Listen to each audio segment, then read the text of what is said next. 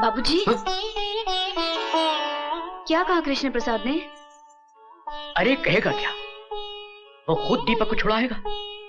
आखिर वो भी तो किसी का बेटा है, वो भी तो समझता होगा कि बेटे पे हुए अन्याय बाप को किस तरह रुलाते हैं। उन्होंने कहा क्या बाबूजी? कहा ना वो छुड़ा देगा। बाबूजी,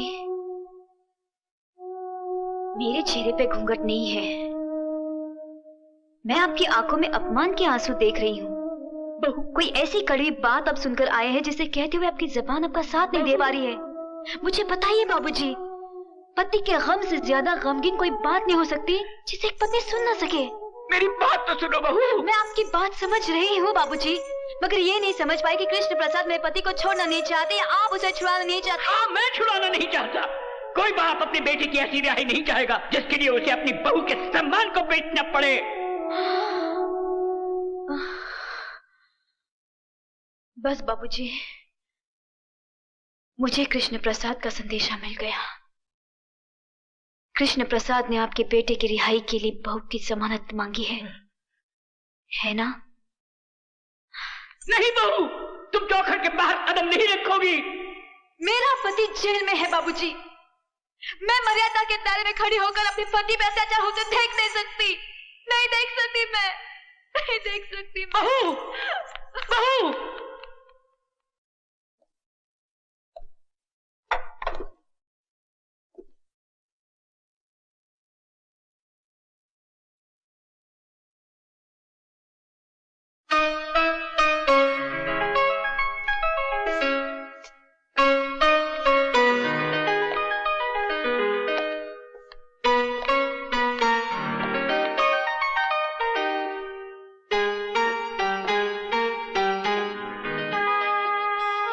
मैं आ गई हूं केपी साहब, मगर ये मत सोचना कि मैं तुम्हारी मर्जी से आई हूं। मुझे यहां मेरी मजबूरी लाई है। पति पत्नी के लिए भगवान होता है और मैं अपने पति के लिए कोई भी कुर्बानी देने के लिए तैयार हूं। बोलो, उन्हें छोड़ने का क्या लोगे? बोलो, जवाब दो। तुम्हारा ईमान धर्म तो बिजनेस है ना? बोलो, क्या उतारूं? कंगन, ये मंगलसूत्र, या फिर ये?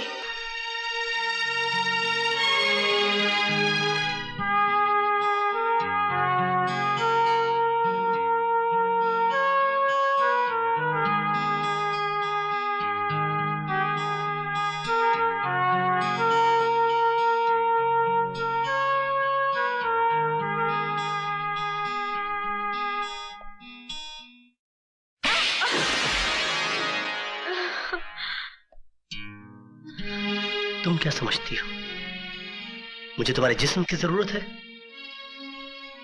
तुम्हारे शरीर की भूख है मुझे?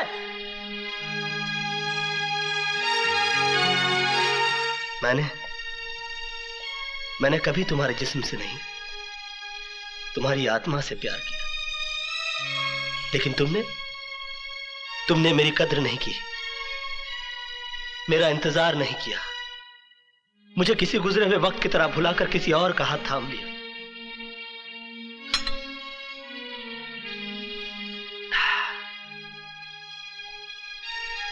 प्यार हम दोनों ने किया, मगर तड़पना सिर्फ मेरे नसीब में आया।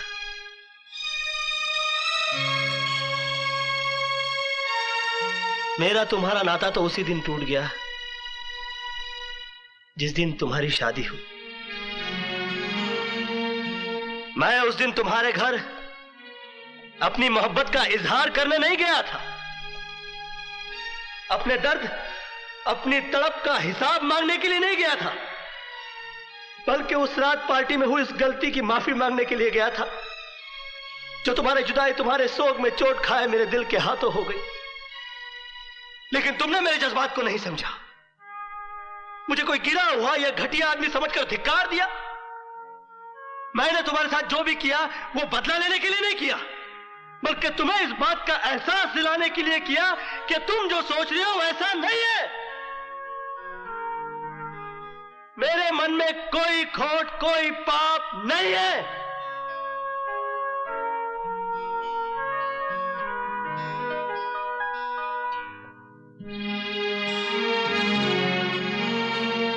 मोहब्बत का दर्द बड़ा जानलेवा होता है पूजा जी। मैंने तो तुम्हें माफ किया, मगर दोबारा कभी इंसान का जन्म मिले तो मोहब्बत जरा सोच समझ कर कीजिएगा।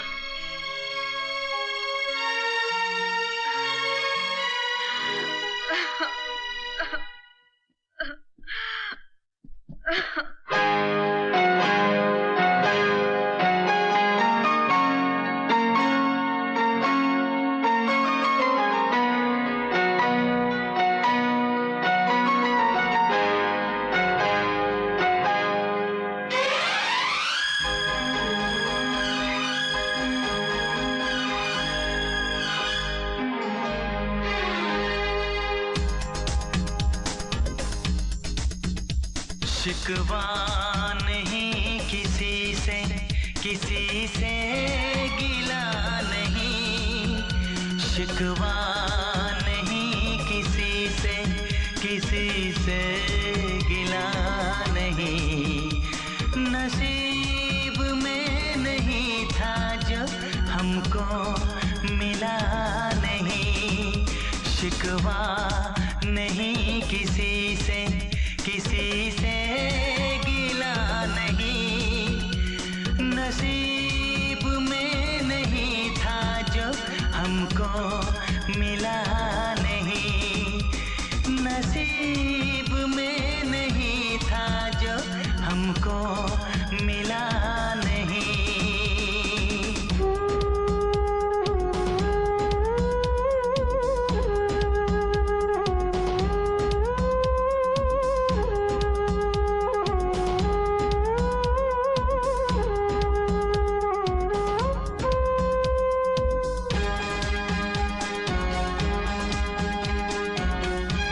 लीजिए पंडित जी, इसका उपयोग आप अपनी बेटी की शादी में कर लीजिएगा।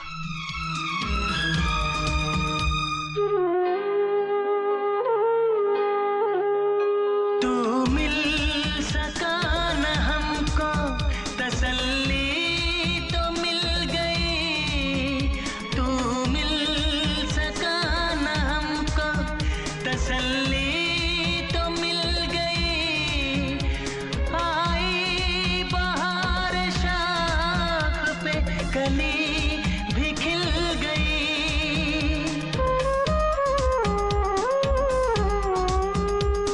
अरमां था हमको जिसका वो गुल खिला नहीं। अरमां था हमको जिसका वो गुल खिला नहीं। नसीब में नहीं था जो हमको मिला नहीं। नसीब में नहीं था जो हमको मिला नहीं।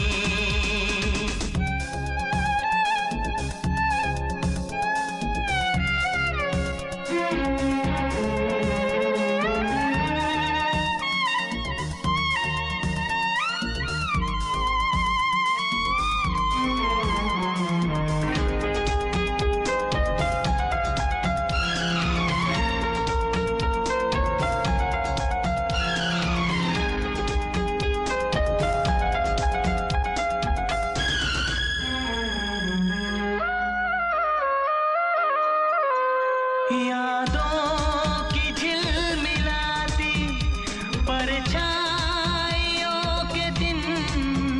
यादों की झिलमिलाती परछाइयों के दिन। कटते नहीं है तन्हा तन्हाइयों के दिन।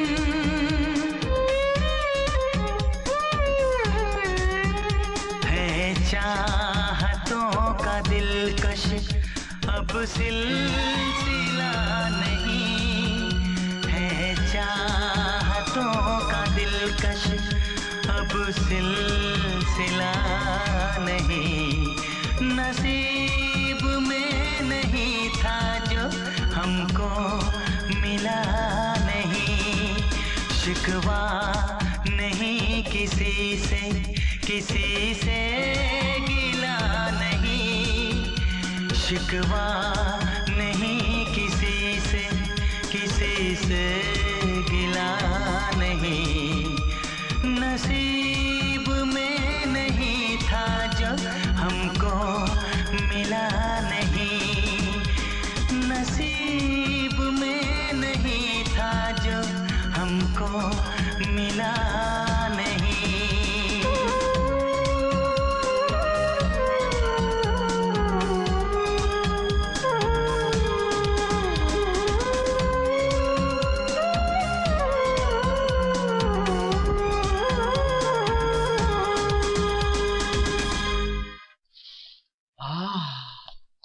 प्योर घी, प्योर फ्लावर्स, प्योर मैन। दीपक बाबू, जेल की रिहाई बहुत बहुत मुबारक हो। मुंह मीठा कीजिए।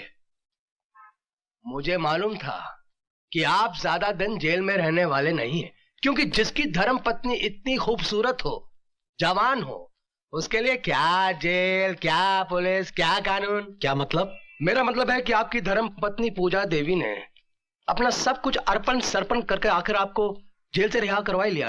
हरामजादे! अरे मेरी गर्दन क्यों पकड़ रहे हो? पकड़नी है तो केपी साहब की पकड़ो, जिनके बेडरूम के अंदर आज तक आपकी धर्म पत्नी पूजा देवी की तस्वीर है और वो हर रोज उसकी पूजा करते हैं, आरती उतारते हैं। जाओ बालक जाओ। रामा रामा।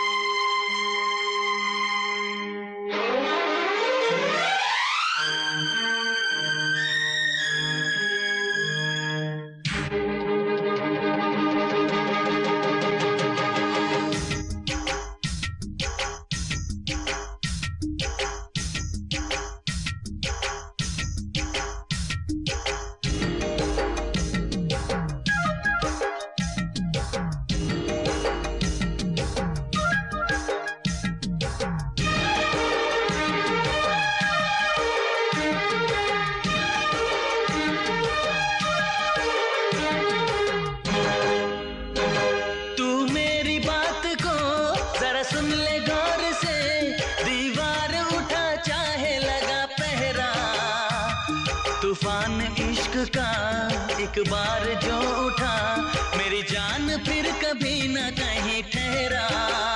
चुरा लेंगे हम सबके सामने दिल तेरा, चुरा लेंगे हम सबके सामने दिल तेरा, चुरा लेंगे हम सबके सामने दिल तेरा, चुरा लेंगे हम सबके सामने दिल तेरा।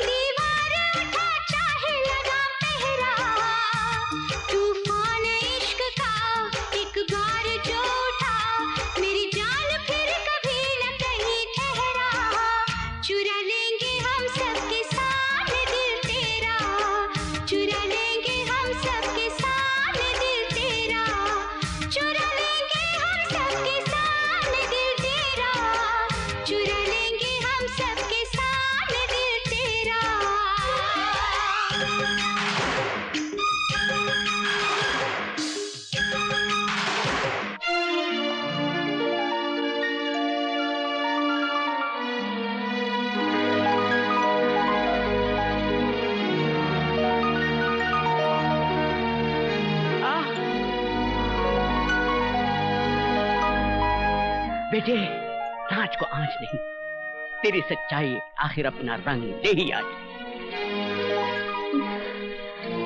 नहीं बाबूजी, मैं अपनी सच्चाई के बूते रिहा नहीं हुआ। मेरी रिहाई कराने के लिए आपकी बहू ने कीमत चुकाई है।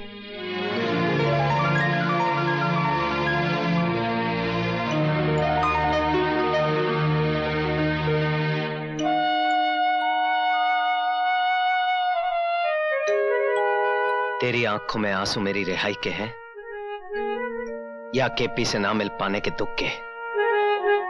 दुख के ही होंगे, क्योंकि तू कृष्ण प्रसाद से प्यार करती है। नहीं दीपक, ऐसा कुछ भी नहीं है, ये सब झूठ है। पहले मैं भी इस बात को झूठ समझता था, लेकिन जब उसके कमरे में मैंने तेरी तस्वीर देखी तो मैं समझ गया कि आखिर इतनी आसानी से मैं कैसे जेल से छूटा।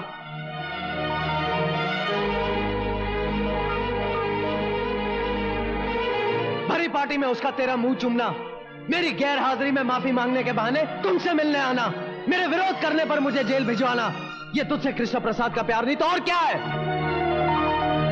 मेरे जेल जाने के बाद तू उससे रोज मिलती जुलती रही, और जब उसका दिल भर गया तो मुझे रिहा करवा के तेरी नजरों में देवता बन गया। नहीं दीपक, ऐसा कुछ नहीं है, मेरा विश्वास करो। अगर ऐसा कुछ नहीं है तो फिर मेरे जेल जाने के बाद तू उसे मिलने क्यों गई? तुम्हें जेल से छुड़वाने के लिए। मुझे छुड़वाने के लिए बाबूजी भी थे। हाँ, लेकिन उनकी लाख कोशिश करने के बावजूद भी कृष्ण प्रसाद तुम्हें छुड़वाने को तैयार नहीं था। तो फिर तुम्हारे कहने से वो कैसे मान गया? ऐसी कौन सी वजह थी कि तुमसे मिलकर उसने मुझ पर लगाए हुए लाखों रुपए का गबन का इल्जाम वापस ले लिया? इसलिए क्योंकि तुम एक दूसरे से प्यार करते हो। कृष्ण प्रसाद मेरा कुछ भी बिगाड़ नहीं सकता था, लेकिन तुमने तो कुछ बाकी ही नहीं रखा। अगर तुम अपने पति से ज्यादा प्रेमी को ज्यादा अजीज मानती हो तो मैं तुम्हें आजाद करता हूं। जाओ, कृष्ण प्रसाद से शादी कर लो। दीपक, तुम जानते हो कि तुम क्या कह रहे हो? अच्छी तरह जानता हूं। तुम कुछ नहीं जानते। जिस बात को तुमने सर उठाकर कह दिया, वो बात मैं ख्वाब में भी नहीं सोच सकती। दीपक, मैं तुम्हारी पत्नी हूं, मेरा विश्वास करो। तुम जैसा सोच रहे हो ऐसा कुछ भी नहीं है, मेरा विश्वास करो दीपक, मेरा विश्वास करो। अब तुम मुझे समझाने की कोशिश मत कर। दीपक बजाज किसी दूसरे का करमाया हुआ कंबल नहीं ओढ़ता। औरत तो वो है जो अपने पति के विश्वास को जिंदा रखने के लिए मर जाए। पति की गैर हाजिरी में किसी प्रेमी का कॉल पूरा करने वाली औरत पत्नी नहीं, कुल्टा होती है। और कोई मर्द किसी कुल्टा के मांग में अपने नाम का सिंदूर बर्दाश्त नहीं कर सकता।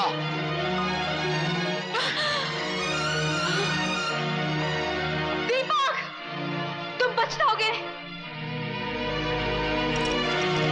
इससे पहले कि मैं अपने आपे से बाहर हो जाऊं, दूर हो जा, दूर हो जा मेरी नजरों से। Get out.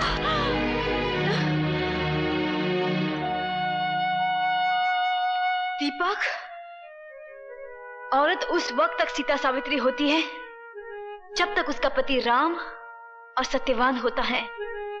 जिस दिन ये मर्यादा टूटती है ना, औरत एक ऐसा उलझा हुआ सवाल बन जाती है जिसे कोई मर्द सुलझा नहीं सकता।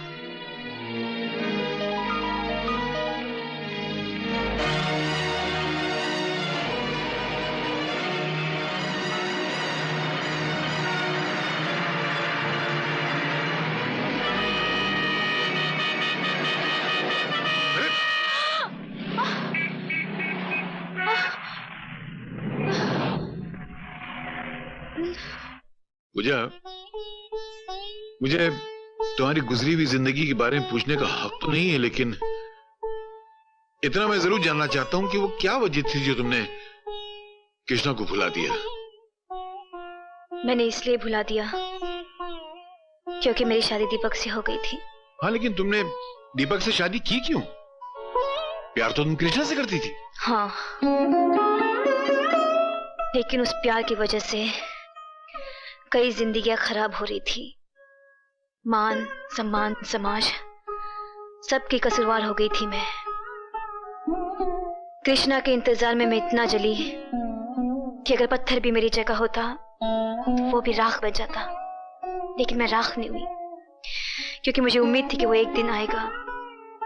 5 साल हो गए, ना वो आया ना उसकी कोई खबर। फिर मेरे माँ बाप मेरी शादी को लेकर परेशान हो गए। एक दिन कृष्णा का खत आ गया जिसमें लिखा था, मुझे भुला दो। तब मेरे इंतजार करने का बहाना भी खत्म हो गया। फिर लड़की तो होती ही है त्याग का जहर पीने के लिए। मुझे खुशी खुशी अपने माँ बाप के फैसले का जहर पीना पड़ा। तो क्या तुम्हें कृष्णा का दूसरा खत नहीं मिला? कौन सा दूसरा खत? कृष्णा ने मुझे कितने खत लिखे ये मैं नहीं जानती, लेकिन 5 साल में मुझे सिर्फ एक ही खत मिला। वो भी मेरे डैडी ने मुझे दिया था।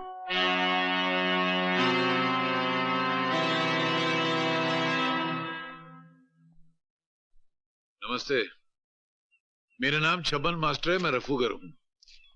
यहाँ क्या करने आए हो? हुजूर, जिनकी सूरत अच्छी नहीं होती मैं उनको आईना नहीं दिखाया करता, मगर आज मैं खुद आपके सामने आईना बन के खड़ा हूँ। ये मेरी मजबूरी है। सरकार ने लकड़ियां काटने और जलाने पे तो पाबंदी लगा दी, मगर बहुएं आज भी जलाई जाती हैं, और उसके जिम्मेदार होते हैं आप जैसे दौलतमंद बाप, जो अपनी बेटी से ज्यादा अपने अभिमान की सोचते हैं। ये क्या बकवास कर रहे हो तुम? बकवास नहीं कर रहा हूँ, बल्कि कृष्णा और आपकी बेटी के टूटे हुए रिश्तों की बात कर रहा हूँ। कृष्णा ने आपको 2 खत लिखे थे ना, एक अपनी बर्बादी का और दूसरी अपनी कामयाबी का। बर्बादी का खत अपनी बेटी को दिखाकर उसे शादी पे मजबूर तो कर दिया, मगर वो कामयाबी का खत, उसका क्या किया? फाड़ कर फेंक दिया, जला डाला उसको। आपकी इसी जलील हरकत और कूटनीति ने दोनों की जिंदगी को बर्बाद करके रख दी। दीनदयाल साहब, आज से सिर्फ गरीबों के साथ नहीं हुआ करते, कभी कभी गाड़ी के नीचे अमीरों के बच्चे भी आ जाया करते हैं। क्या हुआ मेरी बेटी को? कुछ नहीं हुआ, सिर्फ उसके शौहर ने उसको घर से निकाल दिया है। जुर्म आपने किया और गुनहगार वो साबित हो गई आपकी वजह से। तो तुम क्या कहना चाहते हो? मैं उस भीख मंगे को अपनी बेटी सौंप देता? कृष्णा ना आज गरीब है ना उस दिन गरीब था जिस दिन आपने अपनी बेटी को डोली में विदा किया था। एक आपकी न परखने वाली निगाह ने पूजा को उसके पति और उसके प्रेमी दोनों की निगाह से गिरा दिया। ये नाती मुझे आपके विचारों, आपके ख्यालों, आपकी बड़प्पन से। खामोश! तुम क्या मुझे यहाँ जलील करने आए हो? खुदा का शुक्र मनाओ कि आज बकरी ईद नहीं है, वरना कुर्बानी का जज्बा लेकर आता। लेकिन मजबूरी तो यह है कि हमारे यहाँ हराम जानवरों की कुर्बानी मंजूर भी तो नहीं है। लानत है।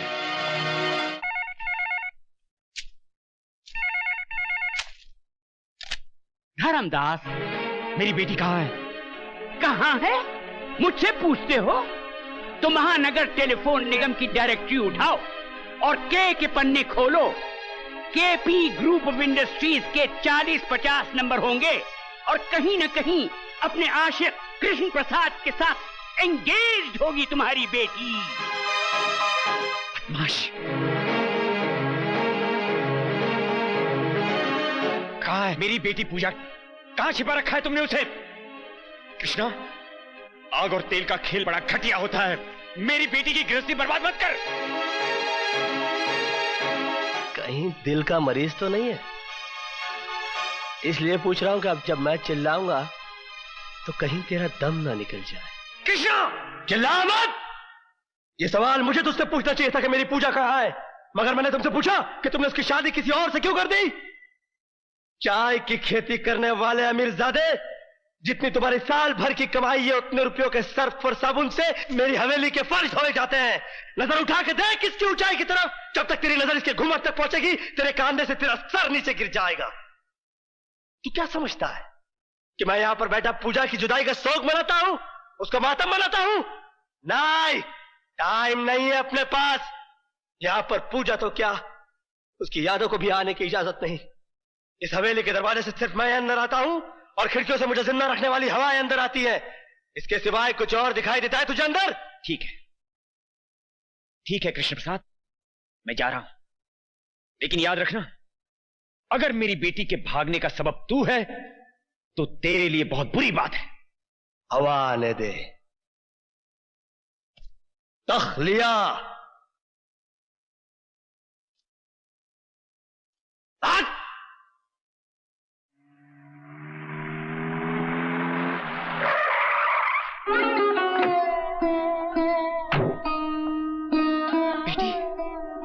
बेटी ये क्या हो गया? मैंने तो तुम्हारी परवरिश फूलों में की थी, तुम कांटों में कैसे आ गई बेटी? जिंदगी के फैसले नसीब करता है डैडी, माँ बाप नहीं। आपने फूलों में मेरी परवरिश की थी, वो मेरा नसीब था। आज मैं कांटों पर आ गई हूं, ये भी मेरा नसीब है। चल बेटी चल, मेरे साथ घर चल। बेटी का घर मायका नहीं, ससुराल होता है, और ससुराल के दरवाजे मेरे लिए बंद हो चुके हैं। बेटी बंद हो गए तो क्या हुआ? तेरा बाप तो जिंदा है ना? मेरे साथ रहेगी तू, मेरे साथ। शादी के बाद आपके घर में जो बेटी जाती है ठहरी, वो बड़ी बदनसीब होती है। बेटी आखिर मेरा ये सब तेरा ही तो है। आपके सब कुछ से मेरी जिंदगी नहीं कटेगी डैडी। जिंदगी तब कटती है जब पास में अपना कुछ हो, और मेरा अपना कुछ भी नहीं रहा। जो मैंने चाहा वो मुझे मिला नहीं, और जो आपने दिया वो रहा नहीं। बेटी मेरी डोली विदा करने के बाद आपका फर्ज पूरा हो चुका। अब आपको मेरे दुख सुख से कोई वास्ता नहीं रहा। और फिर मैं आज के जमाने की पढ़ी लिखी लड़की हूं, आपके लिए छोटी हो सकती हूं, दुनिया के लिए नहीं। दीपक मेरा पति है, उसके फैसले का सम्मान रखने के लिए मैंने घर छोड़ दिया। उसका गुस्सा ठंडा होने के बाद मैं उसे फिर समझाऊंगी, वो फिर भी न माना तो उसका तलाक मैं खुद दूंगी, मांगूंगी नहीं।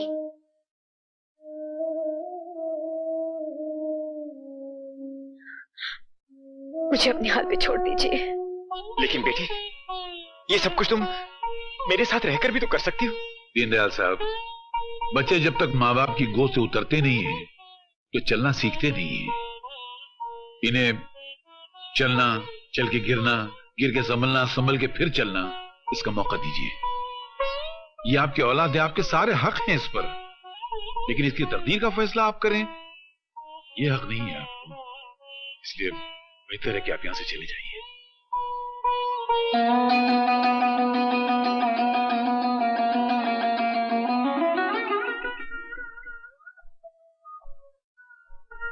आओ रफू मास्टर आओ।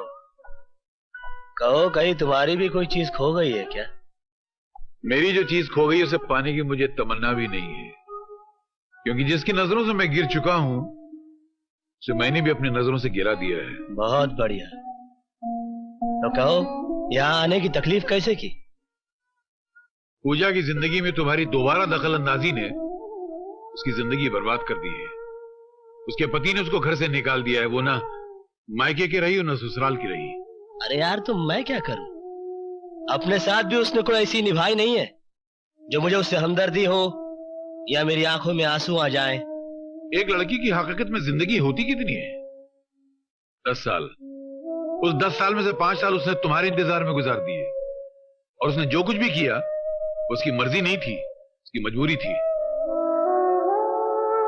पूजा का तुमसे अलग होना ये पूजा के बाप की कूटनीति थी।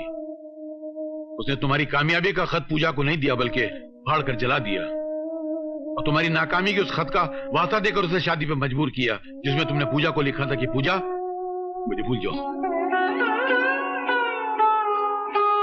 किस पे करे यकीन, किससे करे गिला, मेरे नसीब ने मेरा ये हाल कर दिया। केपी, मैं तुम्हारे आगे हाथ जोड़ता हूँ, पूजा की जिंदगी बर्बाद होने से बचा लो।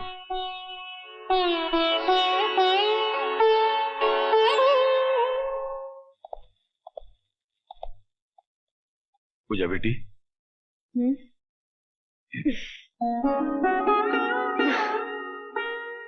जिस आदमी ने मेरी जग हंसाई कराई, उसी आदमी को मुझ पर हंसने के लिए बुला कर लाई हो मास्टर। ना पूजा बेटी ना, तुम पर हंसने वालों को अल्लाह करे कयामत तक मुस्कुराहट नसीब ना हो। बेटी मैं मानता हूं कि आंधियां घरौंदों के तिनकों को बिखेर दिया करती हैं, मगर जो हवाएं तिनकों को इकट्ठा